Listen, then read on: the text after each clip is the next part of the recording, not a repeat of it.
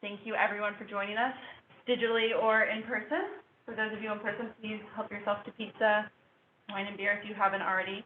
And the restroom code is on this back wall behind you. If you need to go to the restroom, just out this door and to the right. Just a few announcements before we get started.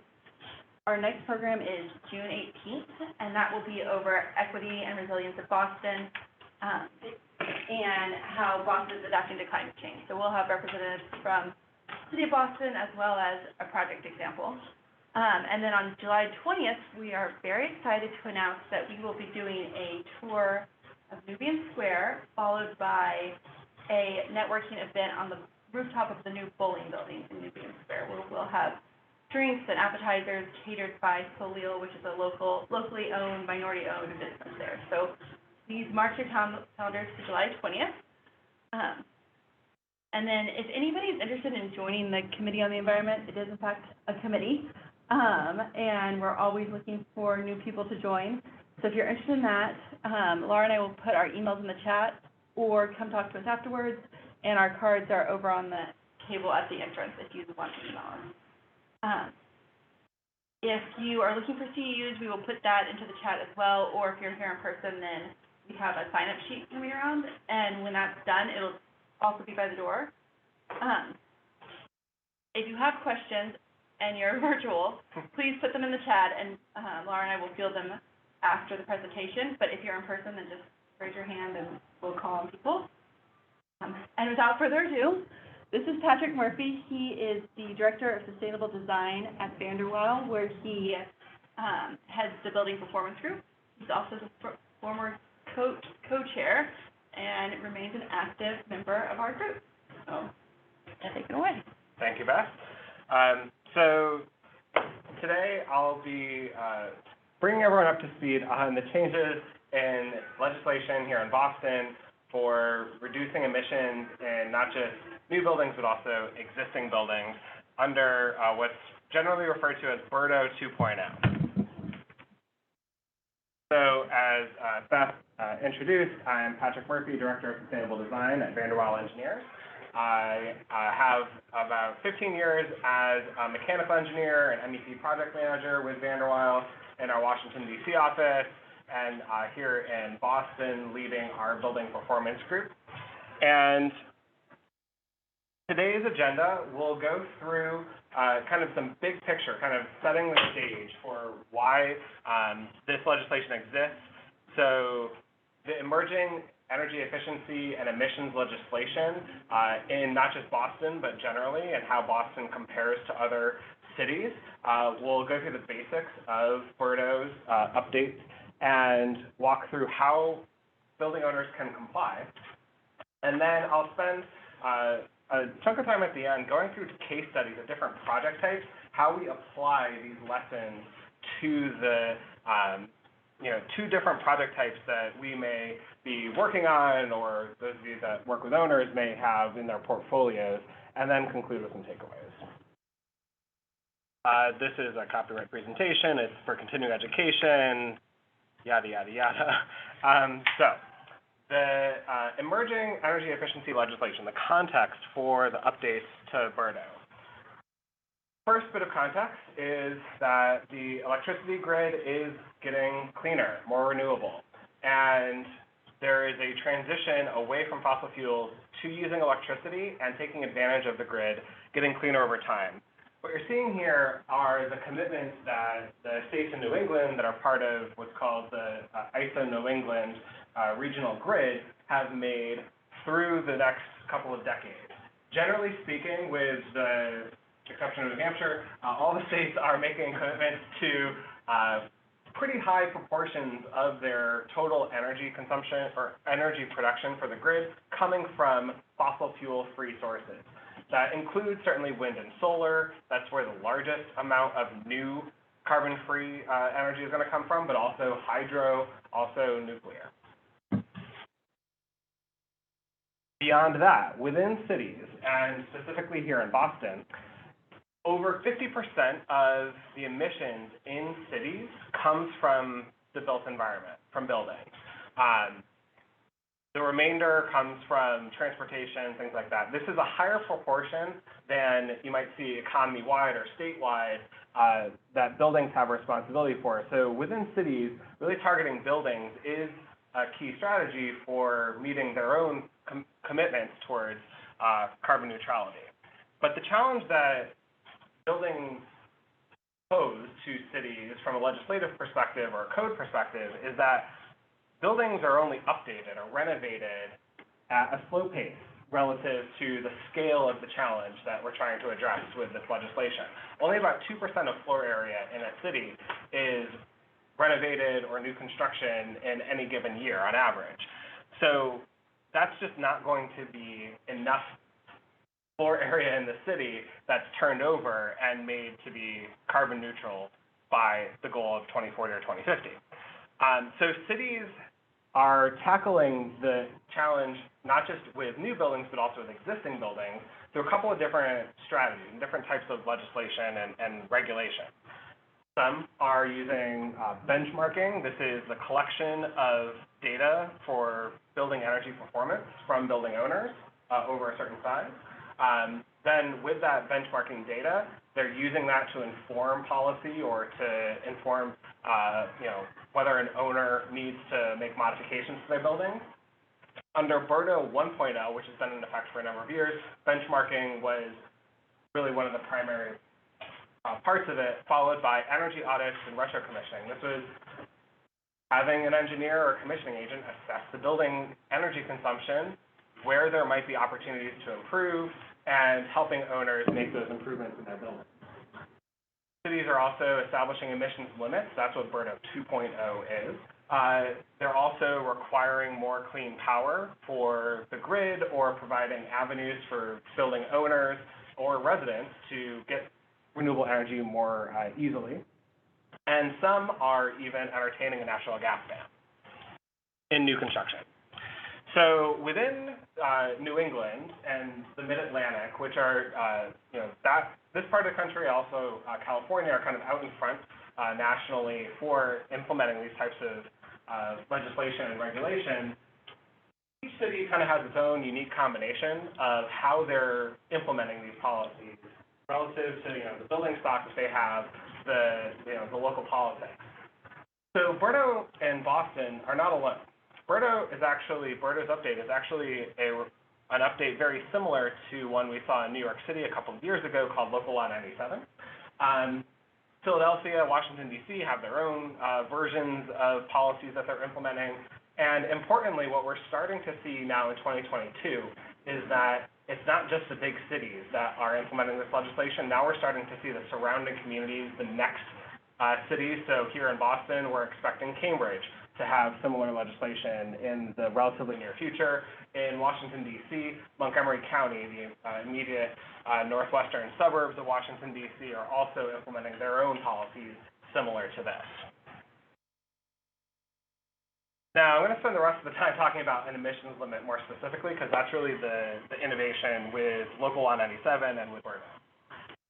An emissions limit is, put simply, a relatively simple equation. It starts with the amount of emissions associated with burning a fossil fuel within your building to heat it or to operate it, plus the indirect emissions associated with purchasing electricity from the grid, and some amount of that electricity is coming from fossil fuel-based sources, gas or coal, et cetera. That total amount of emissions to operate your building, you can deduct from that whatever renewable energy you have on site or that you're purchasing directly as a building owner.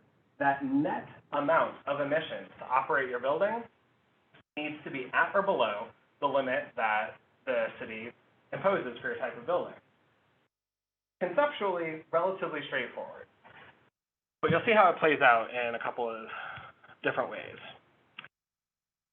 Additionally, the way that emissions limits legislation tends to work is it targets the least efficient or the kind of worst offending buildings first.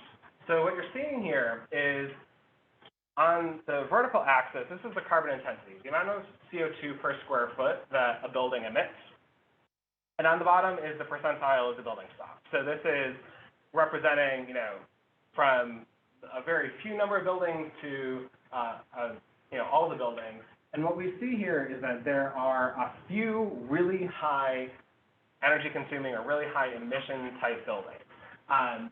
They're old, they're poorly insulated, they have poor controls or deferred maintenance. Generally, they're the buildings that are probably going to be up for significant renovation or replacement in the coming years. Most buildings are somewhere in the middle. They're relatively new within the last 10 to 20 years of construction. They're doing okay from an energy efficiency perspective because the codes have done well, but they're not really anywhere close to zero emissions. And then at the other end, we have a few buildings that are really high-performing buildings. They're, the buildings that are striving for, say, LEED Gold or LEED Platinum or for net zero energy, but aren't necessarily quite there. We're only starting to see the number of net zero projects, which would be down here at zero, starting to tick up now. And we'll see more of them over time. There's a question in the audience. Is this in the city of Boston? Or This is general. like the country? This is the concept behind how they target the emissions. So if you'll bear with me just a second. So the legislation is, an emissions limit is meant to target the worst offending buildings initially in the first 5 years. They generally use 5-year buckets. And then in the next 5 years, the next group of buildings will be subject to these policies. In the next 5 years, the next most efficient buildings will be subject to these policies. So the idea is, if we build a new efficient building, we've probably got a number of years until this policy would start to affect that building owner. Whereas if you're a building owner and you have an older building, it may be subject to these limits right away. And ultimately, the policies will encompass all buildings because, generally speaking, the vast majority, 99% of buildings have some sort of emissions associated with their operations, and the goal is to have zero emissions. So all the buildings will be subject to the policy eventually. So that's generally how emissions limits work. More specifically for Berdo in Boston. So you've probably heard of Berdo because it's been around for nearly a decade. It was signed into law by Mayor Menino. It applied to buildings over 35,000 square feet, and that required building owners of buildings that size to report their annual energy and water use to the city. There's even a website you can go on and look at a map of the city, look at how buildings that you're working on or you're interested in are performing. You can see what their energy use intensity is. Then every 5 years, building owners have to show an energy reduction of about 15%, improve their Energy Star score by 15 points, and conduct an ASHRAE Level 2 audit. That was the policy that was in effect up until now, basically, until Berdo 2.0 was enacted. And the original Berdo, it stood for Building Energy Reporting and Disclosure Ordinance. So it was about benchmarking. It was about reporting that energy use, disclosing it to the city, and doing some minimal effort to reduce the energy consumption over time. The update to Berdo, importantly, changed, same acronym, but it changes it to building emissions reduction instead of energy reporting. So the focus has now changed from energy to emissions, and is now focused more specifically on reducing those emissions to zero. And you see Mayor Janey signing this into law back in October of last year. The new law, Berdo 2.0, is no longer just a reporting ordinance. It actively regulates the emissions associated with existing buildings. And now it applies to buildings 20,000 square feet and up, or for multifamily buildings, 15 units and up. So, there's a gap there. There are buildings that are now subject to the law that weren't subject to it before. Basically, there's an additional 5-year grace period for buildings that fall into that band. That doesn't mean that after 5 years they have an easier limit to hit. It just gives them more time because they haven't been subject to the law up until now. Importantly, the data that's been collected from Berdo 1.0 has informed that there are buildings that have inherently more energy use than other types of buildings, and the law establishes the limits, the CO2 per square foot, by project type or by occupancy type. So you see in dark blue, science and technology projects, which of course there are many here in the greater Boston area. Also healthcare projects have a much higher limit than other types of projects. But if you look at, say, office buildings, one we're in right now, they have a relatively lower limit to start with because they're a less energy intensive type of building, but that emissions limit goes to 0 by 2050. Whereas a lab starts at a much higher allowance of CO2 initially, but it gets to the same place, to 0 emissions. So, the takeaway here is that, as designers of different types of projects and owners have different types of buildings, there is some recognition that inherently some buildings use more energy than others, but ultimately the goal is to get every building to 0 emissions. And for those owners that have multiple buildings, portfolios of buildings, you can use a blended approach or an area-weighted approach. So if you have a couple of really good compliant buildings and one outlier that's not performing well, your overall portfolio can show compliance. So to show you an example of what we mean by that, there aren't really any owners that own this type of portfolio, but generally speaking, say you have a multifamily, an office, a lab, and a retail building, and they're all owned by the same entity. Importantly, this is not about whether there's a management company. The management company is not ultimately responsible. It's the owner and their portfolio that is responsible.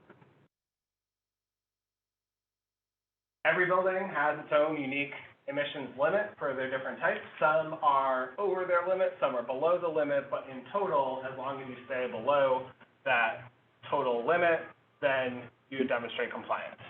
I'll also note that for a building owner to be able to use this portfolio approach, they need prior authorization from the city that their portfolio is recognized by the city. And beyond Berdo, so we as design professionals, we're trying to accomplish a lot of goals that sometimes seem in competition with one another for a project. Really importantly, LEED and Berdo LEED and code compliance does not mean Berdo compliance. Berdo compliance does not mean LEED or code compliance. You have to look at all of them individually. So Berdo, it's focused on new and existing buildings, whereas the codes in Article 37 and LEED are focused on new buildings. Berdo is focused on carbon reduction, emissions reductions, compared to a limit, whereas the others are about showing % improvements compared to some sort of baseline. If you don't comply with Berdo, there could be annual alternate compliance payments or other ways that you'd have to pay to come into compliance, whereas if you don't get through Article 37, or if you don't go through the energy code, you don't get a permit, you don't get to build your building. If you don't comply with LEED, then you just don't get your certification. So, it's important for the design team to understand that they have to look through all of these different lenses to show that their building will ultimately be in compliance. So, all of that said, that's my take, my understanding of the legislation. I do want to note, I don't work for the city. I didn't write the legislation, so certainly, the city does, govern here, and they are starting to work through a lot of the details as you start getting into actually implementing this. So there'll be more details that come out, but at a high level, that's what we're looking at as a design community. So how do we help our owners with compliance? The first and most straightforward way is to just have a building that operates below those emissions limits. Done. Not as easy to get there as you might hope, but I'll show you in some case studies later. If the building emits more than that CO2 per square foot, one way of complying is with what's called an alternate compliance payment. This is about $234 per metric ton of CO2 you emit over your limit. That doesn't sound like a lot, but this could easily add up to hundreds of thousands of dollars a year, millions of dollars over the course of the life of a building. So it's important to quantify that early in design when you're comparing design options so the owner can get a sense of if they don't make this investment to reduce their emissions up front, this might affect the life cycle cost of that decision.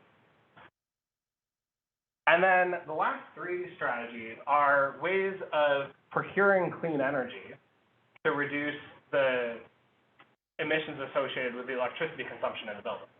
So the first is municipal aggregation. What this is, you can opt into purchasing cleaner electricity from the grid. In Boston, I think it's an extra about 3 cents per kilowatt hour, and you go from 30% renewables up to 100%. I live in Brookline. I personally pay 2 cents a kilowatt hour more than I would otherwise, and I get 100% clean electricity. So great. If not that, you can, as a building owner, purchase renewable energy credits. There are specific requirements for those. They have to be additive. They have to be Massachusetts Class 1. They have to basically be improving the grid locally. Or you can work with a solar company and have a power purchase agreement to install solar either on-site or off-site and retain those renewable energy credits. So all of those are ways to reduce your emissions and get below that limit.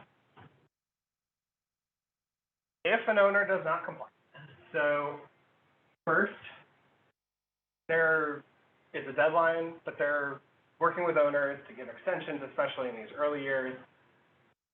But say the owner ignores the deadlines and you're over your limit and you're not paying your alternate compliance payment, there are penalties on top of the alternate compliance payment. Fail to file a report, there's a penalty for that. If you file an inaccurate report, there are penalties for that.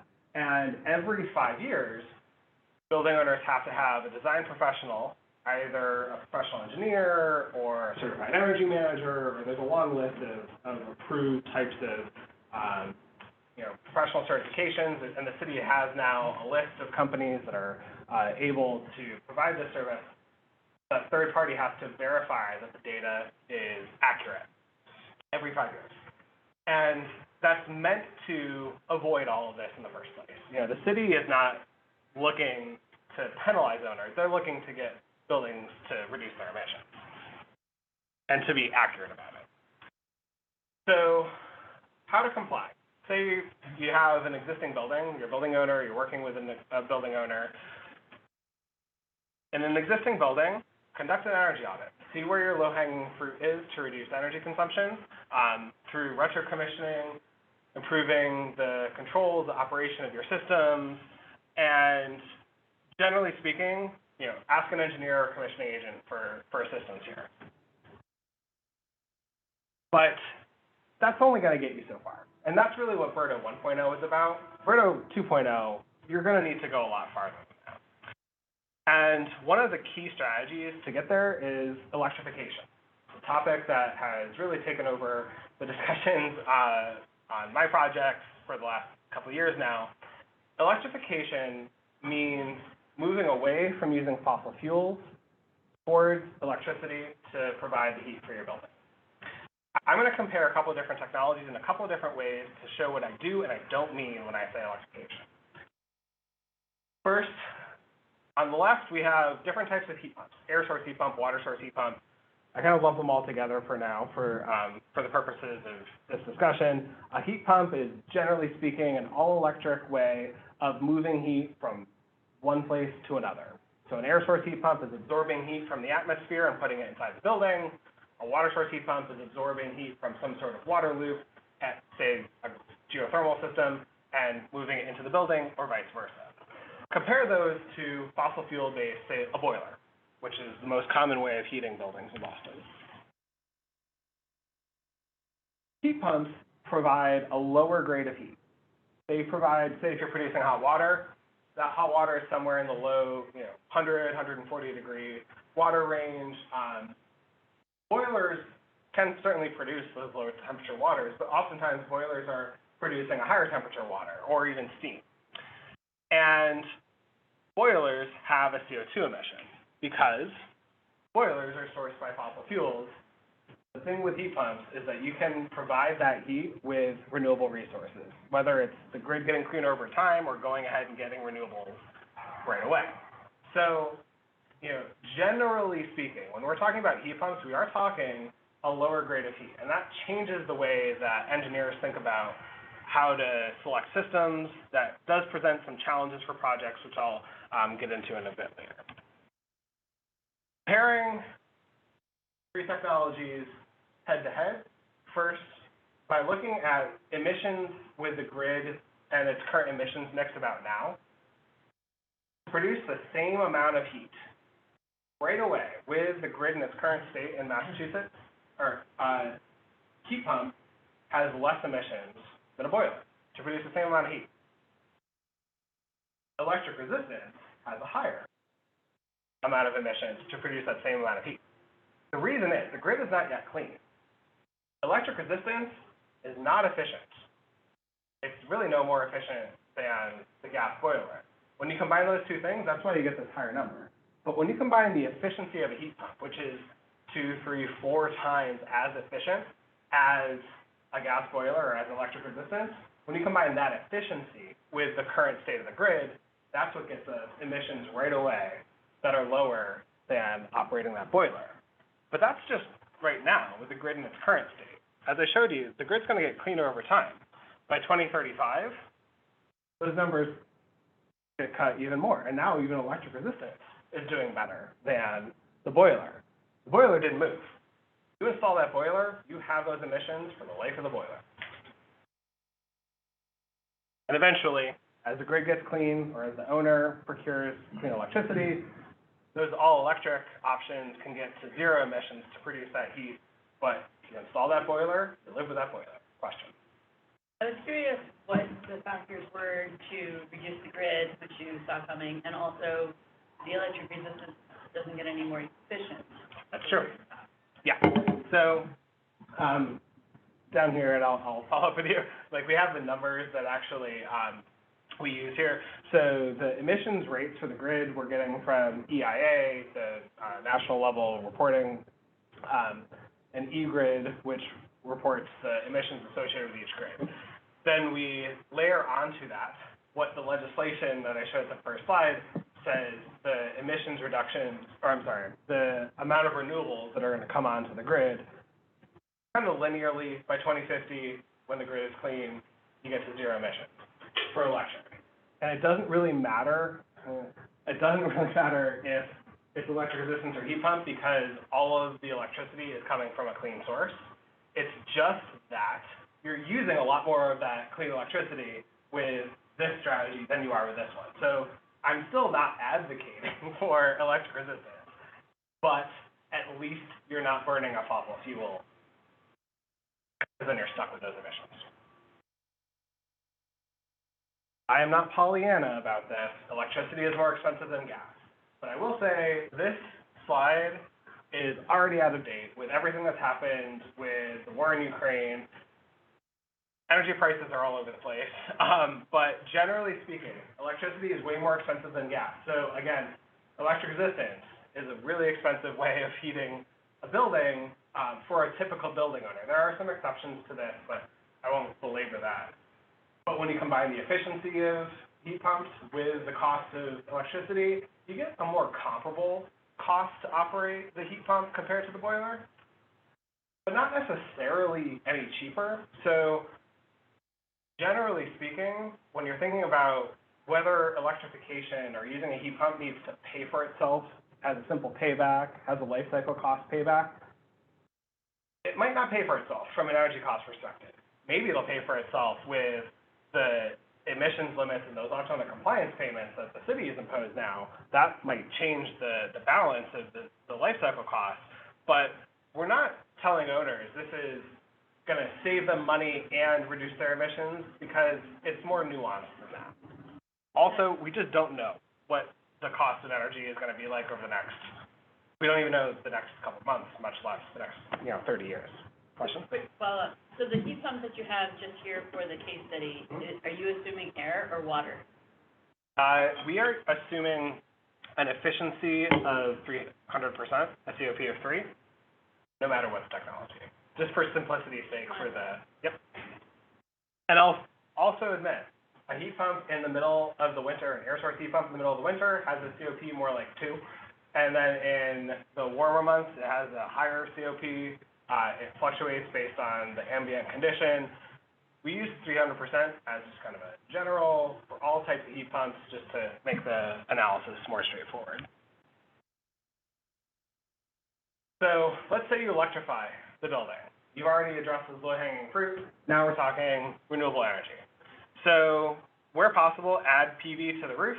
Certainly, if you're doing a new building in the city, the IGBC is really going to want to see you installing renewable energy on the roof. But generally speaking, that can only offset a fraction of the energy consumption within the building. Building owners don't have to install and own that PV array themselves. They can use a power purchase agreement, but they have to retain those renewable energy credits if they go into that power purchase agreement. And if not on-site, there's off-site renewables. So the owners can purchase Massachusetts Class 1 renewable energy credits, can use that municipal aggregation to procure clean energy. Do you have a question? So, yeah. Did I see an asterisk early on? They are, but you have to retain the RECs. So the traditional, in my experience, business model for power purchase agreements is that the company that is providing the PV, they sell the energy back to the building, but they keep the renewable energy credits and they sell them to somebody else. And generally speaking, they're not going to let a building owner take credit for those renewable energy credits if they don't retain them, which makes sense.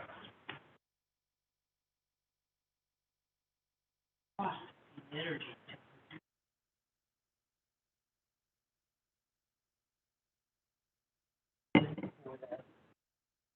Yeah. Use of energy there. So, and I'm realizing for those that are not in the room, that you're not hearing the questions.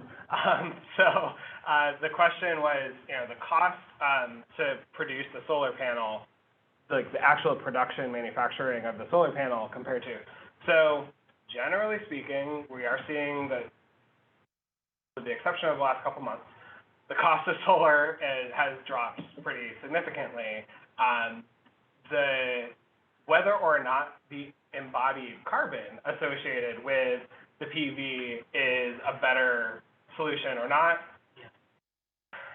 from what studies I have seen, yes, it is still the right thing to do, but whether you do it in your building or whether you rely on, say, like a more efficient, big picture, utility scale type of PV installation, I think it does tend to be better at the grid scale, the larger installation. That said, we are so far away from having a clean grid that kind of everybody has to do their part right now.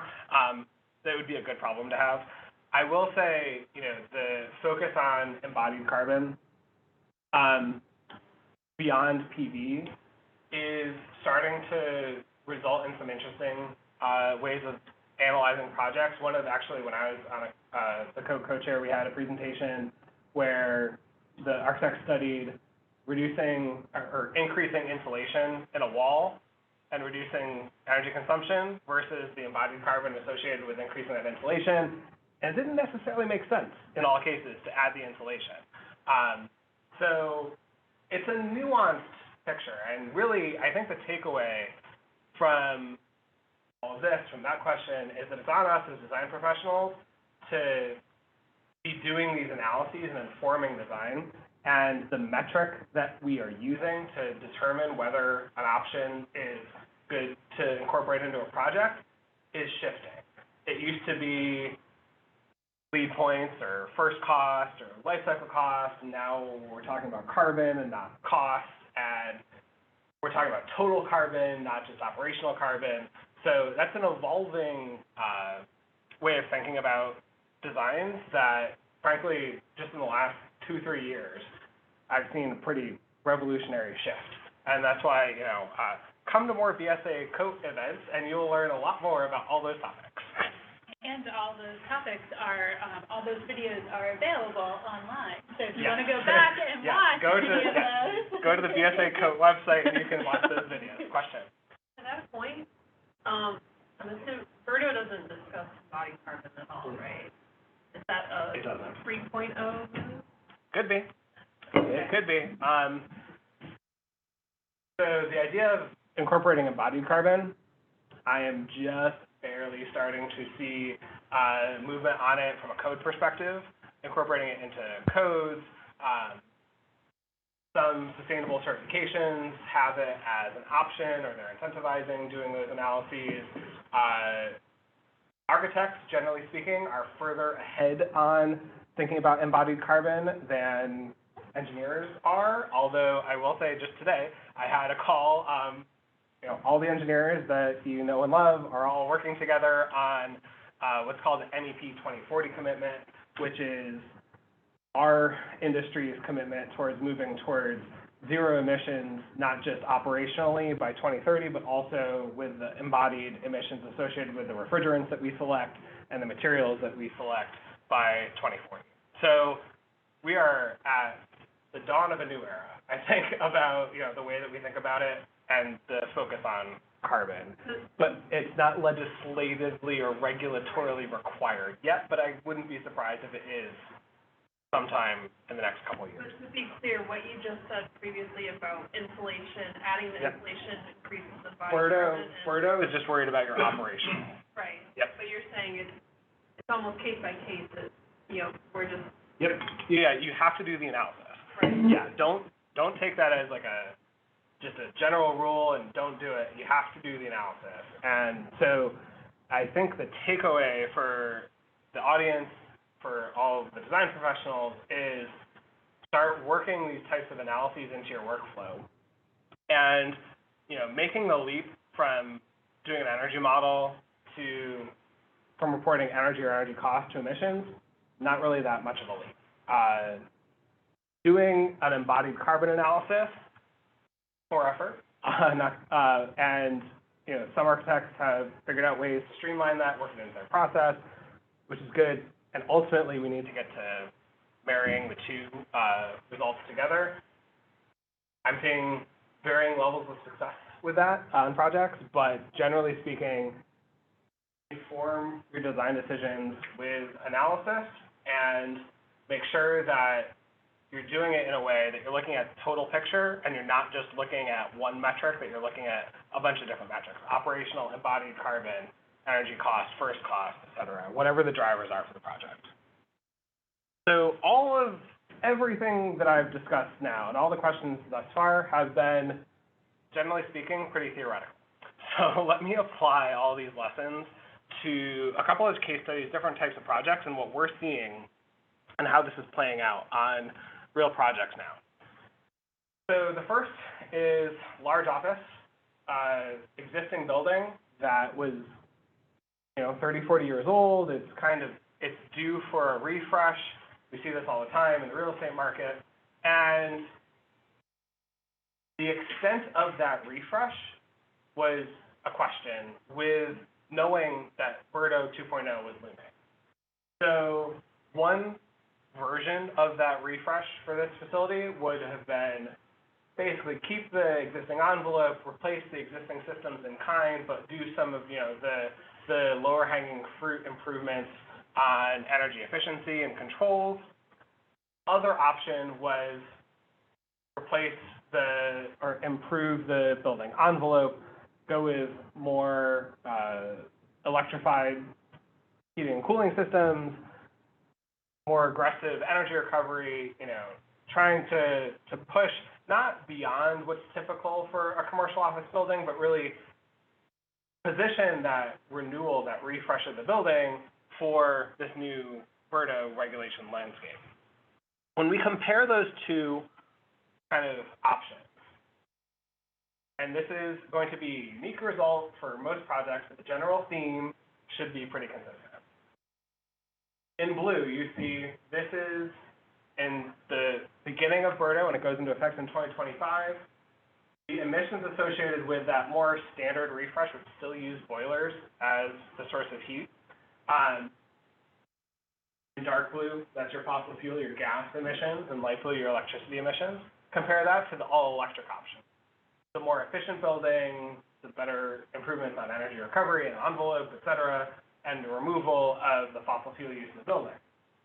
So you see there's a pretty sizable delta between the emissions associated with the all-electric option versus the fossil fuel option, which made sense compared to everything that I've shown you up until now. We also compare those limits to that initial Berdo limit for this type of building for 2025. And what we find is we are just skating under that limit with that light refresh.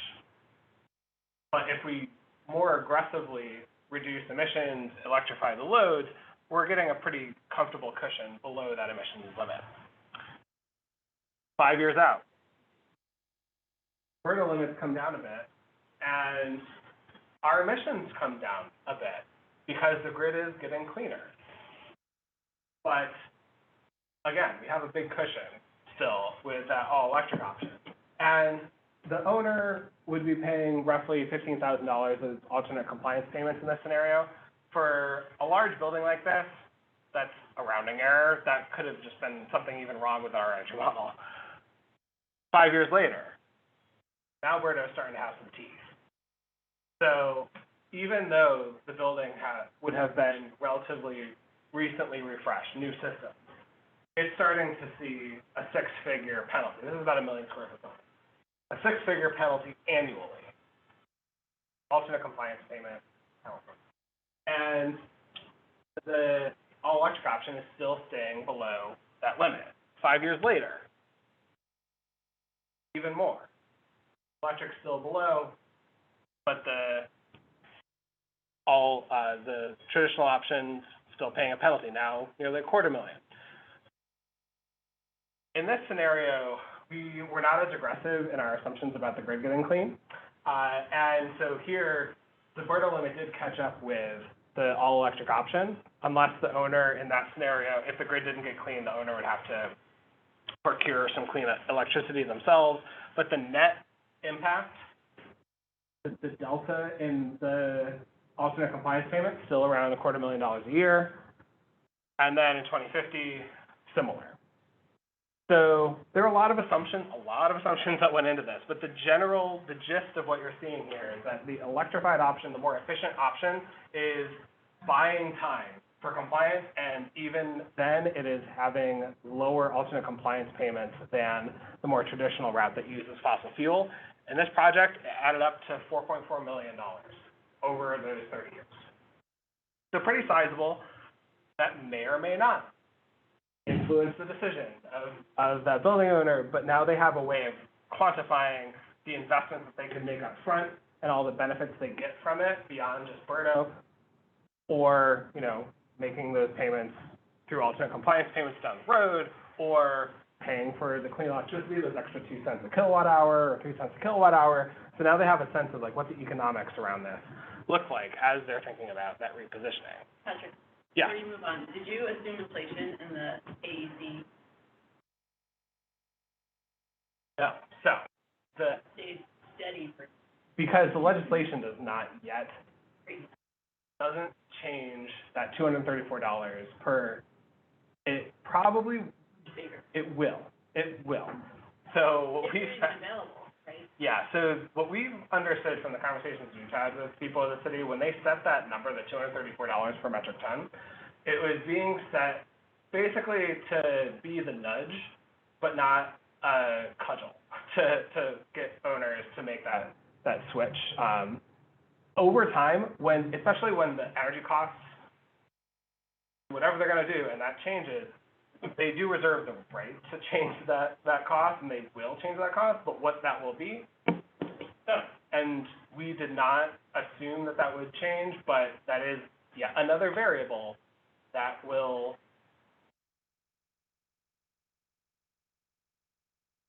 and it could, and it would increase that $4.4 million would be, more.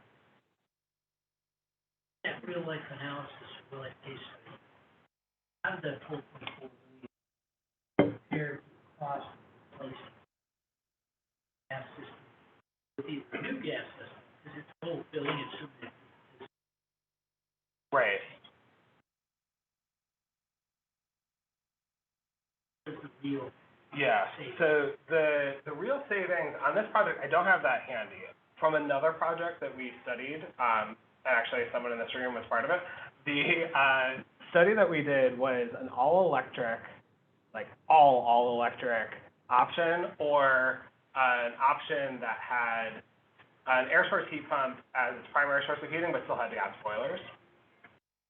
And what we found was on that example, which is a little bit different than full fuel switching, because we were already doing a base level of fuel switching there, that the all-electric option, like, wasn't saving that much more than the gas option, because of the cost of electricity, and so there, it wasn't necessarily a slam dunk to go all electric. And when we dug into, well, why is that? What we found was the cost of the electrical distribution and the generator was going up because of emergency heat. So remember Texas a year ago, all those pipes froze, all that property damage from a prolonged power outage in the middle of the winter.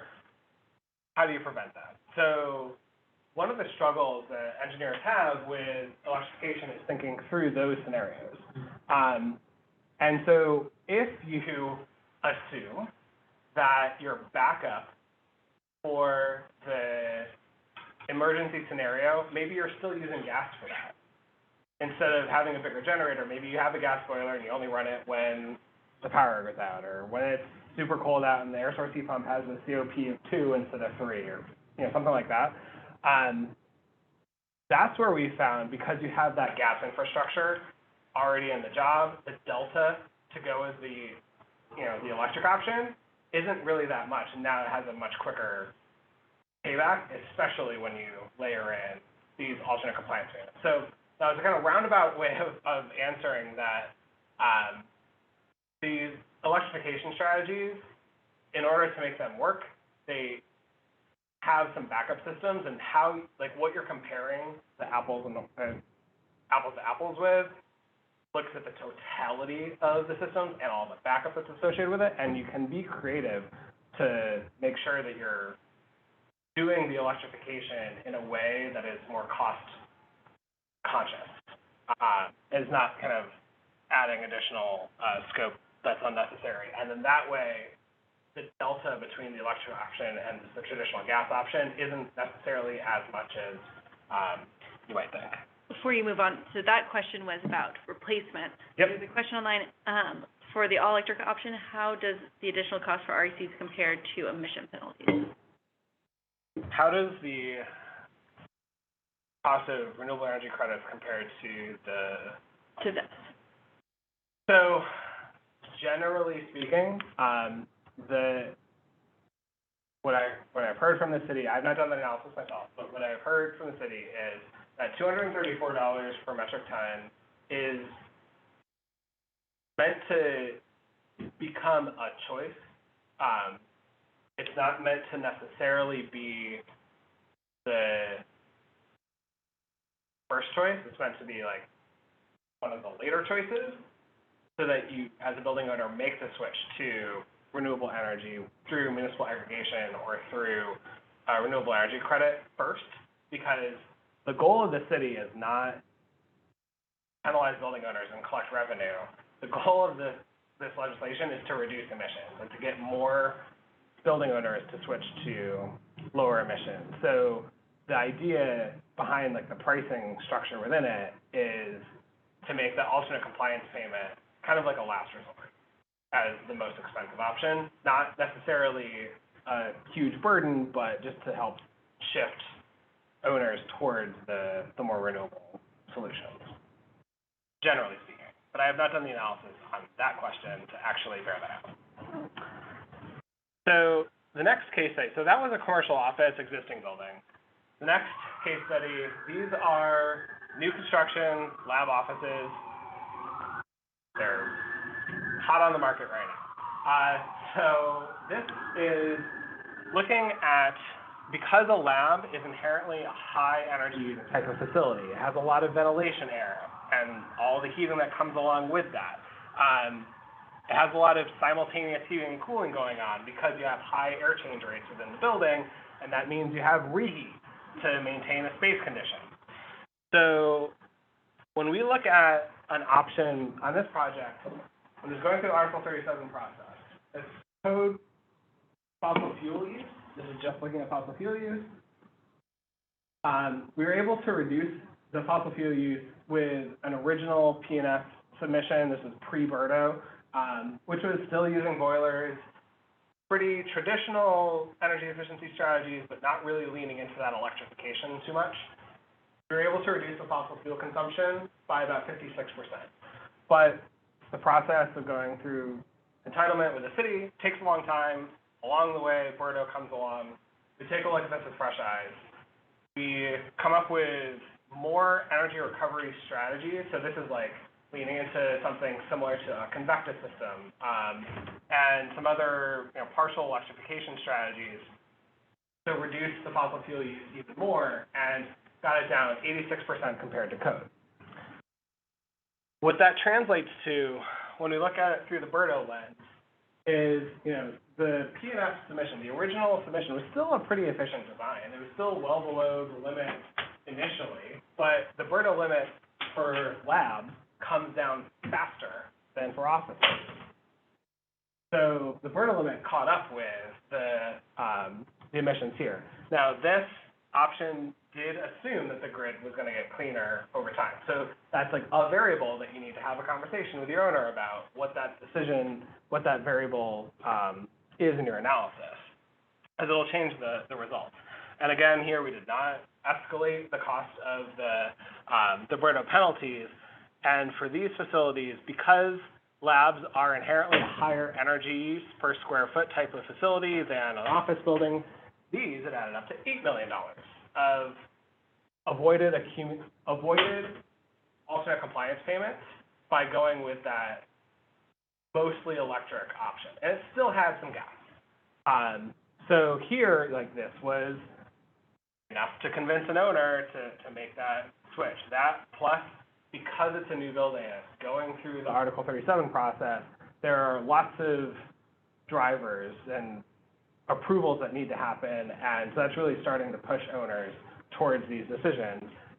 But a lab is really hard to go truly all electric on. We've done some, but it's not nearly as easy. So here the goal is just to reduce fossil fuel use as much as you can, and you can get it down in that 80–90% range.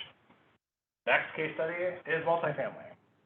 So we see a lot of new multifamily going up in the city. Here, really the expectation for a new construction multifamily project in the city is that it will be all electric. There will be no gas.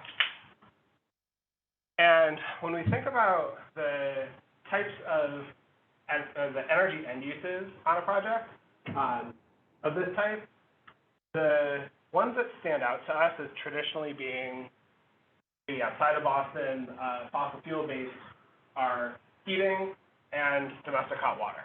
And even though, generally speaking, we're seeing multifamily go with VRF systems most commonly, and that electrifies the heating load, the domestic hot water load for these multifamilies is still pretty large. So in this project, about 16% of the overall energy consumption was that domestic hot water. Heat pump water heaters are available more commonly at the smaller scale, like per unit, but not necessarily at that big building scale. Electric resistance is an option, but you saw the efficiencies there. Gas is still not in Boston, but it is still very common as the central source of heat for domestic hot water in these types of facilities. And the reason is these facilities have pretty large surges of demand in the morning and when people get home from work for that hot water. And even though you have storage, they'll draw it down quickly. You need to be producing hot water very quickly. And heat pumps struggle to produce hot water quickly. They're a better, like, steady state source of heat. So here, we worked with the owner and said, move away from the central system in order to electrify all the loads, and we have local heat pump water heaters. So we'd have to go within each unit because of the limitations around those heat pumps. We're able for just the domestic hot water, for everything, we were able to reduce the emissions on this project around 15%, and we were able to buy like about an extra 5 years of Berdo compliance. Now, this study, frankly, Boston's going to make you go all electric anyway. You're going to have to do this anyway, but the point is, for multifamily, the trick has been cooking and domestic hot water as the ways to move towards all electric.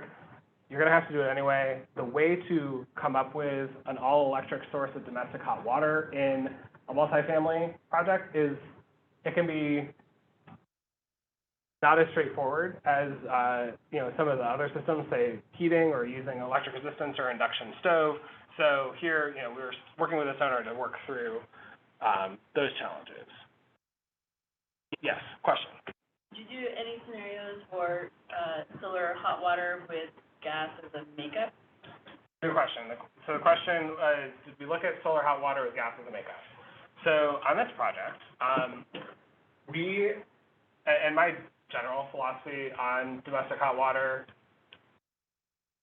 with renewables is to electrify and use PV rather than to go with solar hot water, because the solar hot water is another system that requires maintenance and roof area. And even with the storage, the production of solar hot water is not aligned with when the domestic hot water loads are. So I generally recommend that owners go with PV, because then the PV energy would be used more instantaneously and is a more straightforward and less maintenance driven system. That said, would solar hot water with gas backup make sense?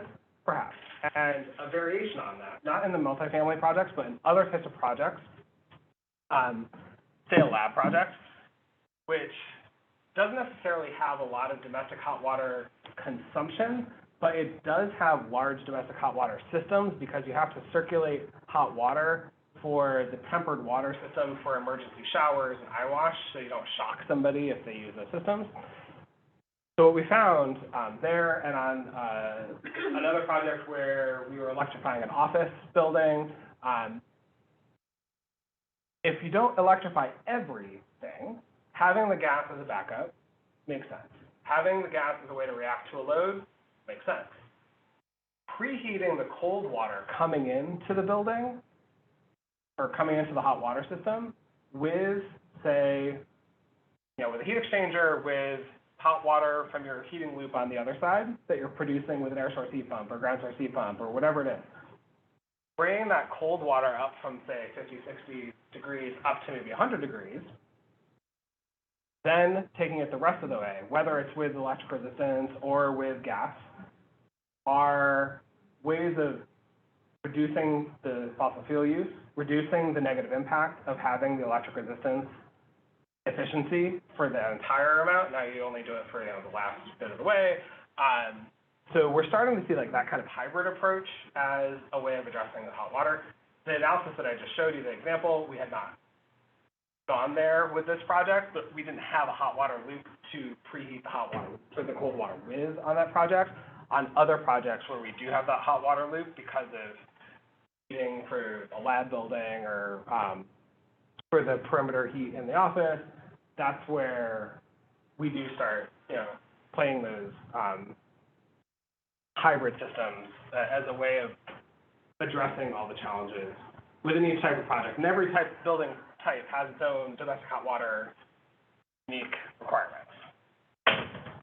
So the takeaways from the case studies and from the law, if you're a building owner or a design professional, any buildings over 20,000 square feet are going to be subject to this law. New building you're designing now will someday be under this law. The existing buildings will be subject to this law. There's a good chance that you're going to need to take corrective action pretty soon, especially if the building is older, less efficient, less well insulated. Those are the types of buildings where the owner is going to want to get out in front of this. Like, now is the time to be planning out when to make the investment to improve their energy performance, to move away from fossil fuels.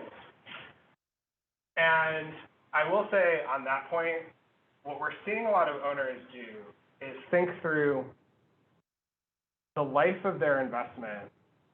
Say the building is going to be due for a renovation, or a system is due to be replaced in 2027.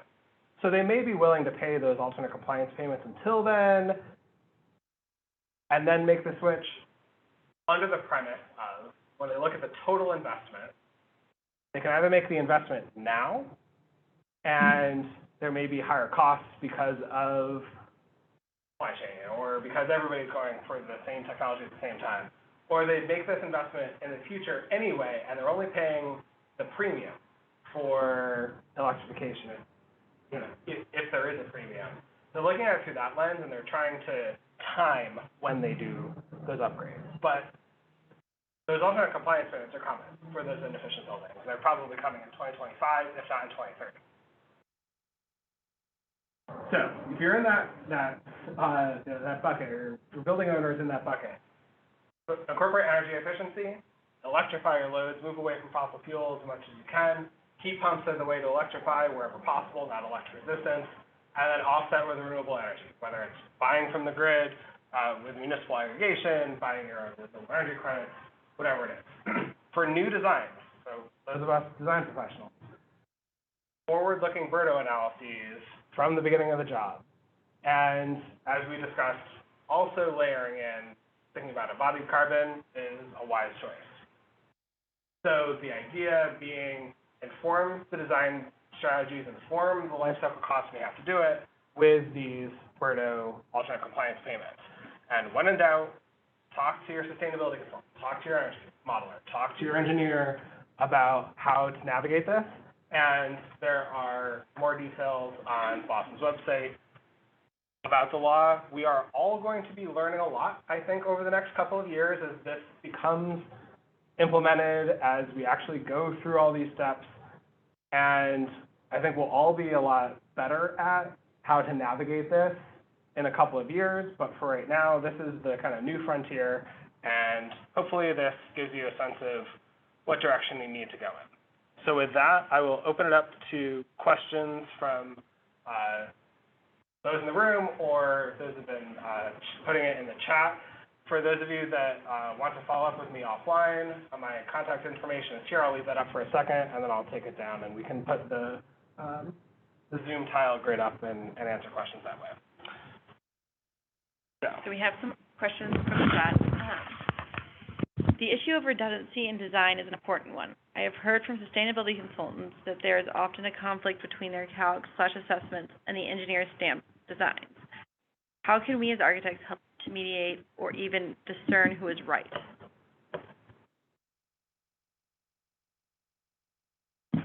I'm sorry. You want me to read that again? The issue of redundancy in design is an important one. I have heard from sustainability consultants that there is often a conflict between their calcs/assessments and the engineer's stamped designs. How can we as architects help to mediate or even discern who is right? So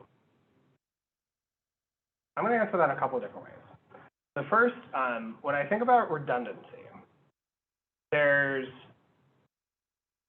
what happens if something fails. So that's like the Texas example from last year. So the study that I alluded to earlier, but wasn't one of the case studies, where we talked about an all-electric system and backing with an air source heat pump and backing it up with electric resistance or backing it up with a gas boiler. What we found was, in that instance, when we're worried about a failure of a system and backing it up, having a different fuel source, even though it's gas, made sense. When we looked at the emissions over time, because it's only running when it's extremely cold out and the air source heat pump is not efficient, or it's only running when there's an emergency, the emissions between the two options was basically negligible. So in that instance, you know, from a redundancy and a resiliency perspective, it did make sense to have that backup type of heating system. Kind of similar to the domestic hot water example that I just gave. The other way, what I suspect was behind that question is engineers oversize their systems. And you're paying for all this additional capacity, and you don't really need it, but, you know, that may be the case. You know, rarely does an engineer get sued for having a system that's a bit too large, but they do if it's a bit too small. The challenge, I think, with electrification and moving towards reducing emissions for buildings is to do it in a way that reduces the total energy consumption, reduces the fossil fuel consumption. But to get there, some of these electrification options, they require like surprisingly big equipment. Or you're designing for that kind of worst case scenario. And so the way around it that I found, I think about electrification like a spectrum. On one end of the spectrum is the old business as usual, we're not doing anything, just install a gas boiler like we always do. On the other end of the spectrum is full electrification, on-site renewables, battery storage, you know, really going for it. And the vast majority of projects are going to end up somewhere in the middle. And even being truly all electric, which is, I think, ultimately like where these policies are heading us towards, don't necessarily have to go there because of the limitations of the equipment, or because of the cost of the equipment, or because of the scale or the weight of the equipment. An air source heat pump, if you're designing it to be available for that worst case scenario, it's going to drive up the size of that heat pump very quickly. If you're going to rely on gas, or if you're going to rely on electricity as a backup, whether it's air source heat pump or electric resistance, it's going to drive up the size of the generator. And that's where you start seeing all this extra capacity that you don't really ever use unless there's an emergency in a very specific scenario. So I think it comes down to like, well, what's the scenario that you're designing those loads for? I think you're still probably going to see, unfortunately, engineers that are still conservatively designing their system and their loads. I can say, you know, some of the software that engineers use to size their heating loads isn't necessarily well aligned with, say, passive house. And so, you know, that's where we see, perhaps in the new energy code that's coming, I've seen some drafts that include this, we'll see if it becomes official, limits on the installed heating or cooling capacity per square foot to try and address that. We'll see if it becomes regulatory. It's not part of Berdo, but it might become part of the code. It's all kind of interrelated. That was a really rambly answer, I'm sorry, but I think it was great. Thank you. Okay, another one online. Is there anticipation that the scope of Berdo may change, i.e. be amended to apply to smaller buildings? Does 20,000 square feet / 15 units seem a low enough threshold? So for right now, I think there is no intention of modifying Berdo. It's more, let's figure out how to get this thing to work in the first place, and let's get through a couple of years before they entertain modifying it. And I think the thing that they're anticipating modifying, I shouldn't say anticipating. I think the thing that is probably more likely to be modified would have to do with how you comply, like some of the nuances, how you report, and if they start to find that the incentive structures that they've created with, say that $234 isn't getting the result that it's intended to, or the energy markets are moving in a way that like the 234 is no longer applicable, I could see like that changing. Probably before I see them targeting the 20,000 square foot or the 15 unit number.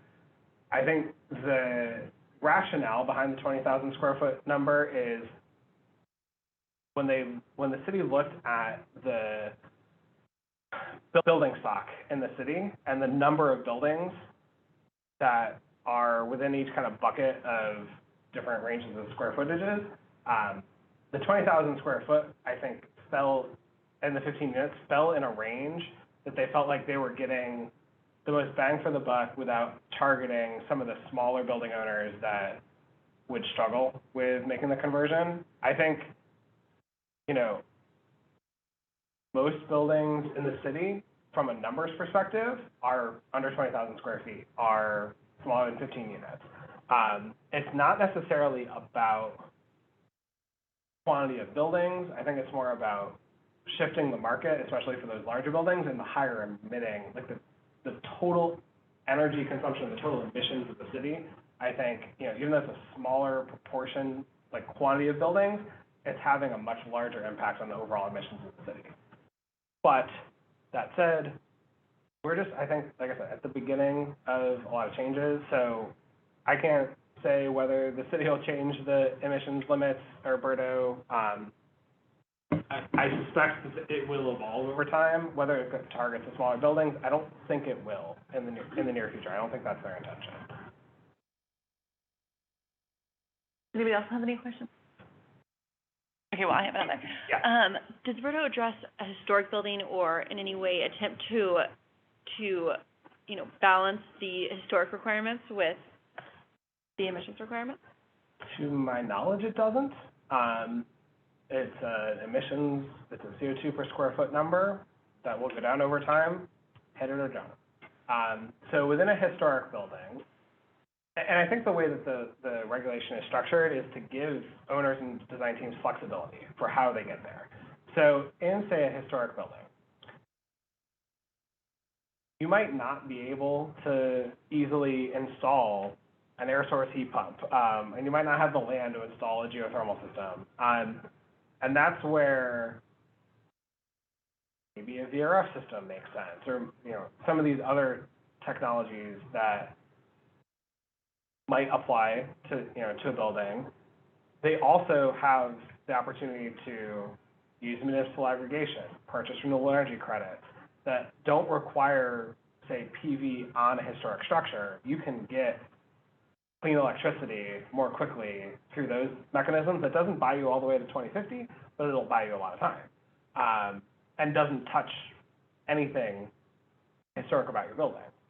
So at a minimum, that buys time and gives some flexibility. In the long run, how we totally decarbonize historic structures, it's a challenge. And I think you kind of have to take it on a case-by-case basis. In fact, the thing that I've been concluding lately on projects, because of having electrification conversations on nearly every project, is I find that we're coming up with a custom solution for every project for how to electrify. And that's even for the new projects, so certainly would apply to the historic projects too.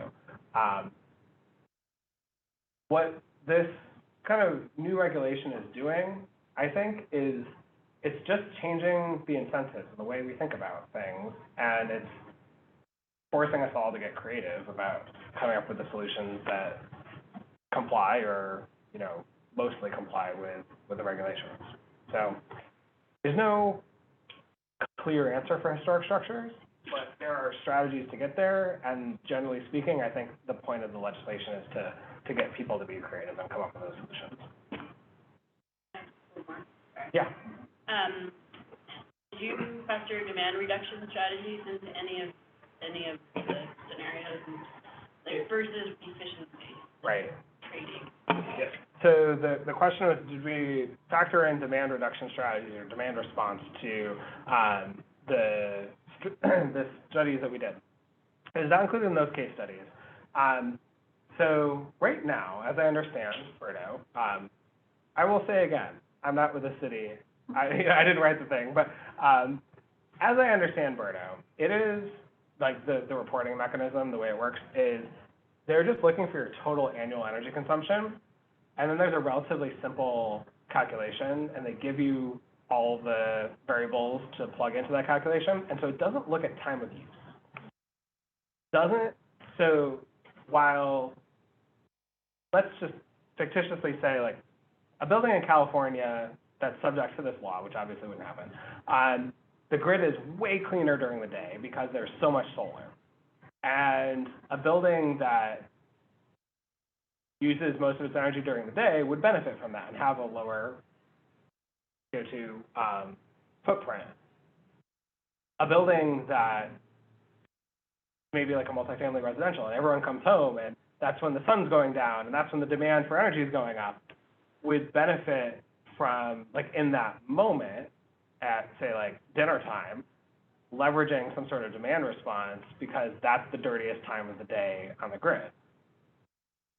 But the legislation is still a little bit more macro level and is not getting into, like, the nuances of that. It's not to say that you shouldn't consider it on your projects, it's just, it doesn't translate into the way that the Berdo emissions and the limits are calculated, because it's relatively straightforward. If you take your utility bill, your energy consumption, you divide it by your square footage, you multiply that energy consumption by a CO2 per kilowatt hour, or a CO2 per therm of energy, and there you go. It's a little bit more crude than that. Berdo 4.0. Berdo 5.0. So unless there are any questions in the chat left to go or in the room, thanks for the time. You're certainly welcome to reach out to us. Hopefully you've by now in the room and online filled out your continuing education. It's in the chat, and Paste it again. I'm just going to paste it again in case you still need those continuing education credits. If you are interested in becoming a member of the Committee on the Environment, please reach out to Beth and Laura. Hang around on the chat. You can join us later. If you got my contact information, you can ask me, and I'll be happy to refer you to them. But thanks for the time, and good luck with Berdo 2.0. We can do it. Thank you. Please, everyone, eat all of the pizza, drink all of the booze. Yeah. And everyone online, you heard that. You have to show up in person, eat free pizza, and have free booze. So, thank you.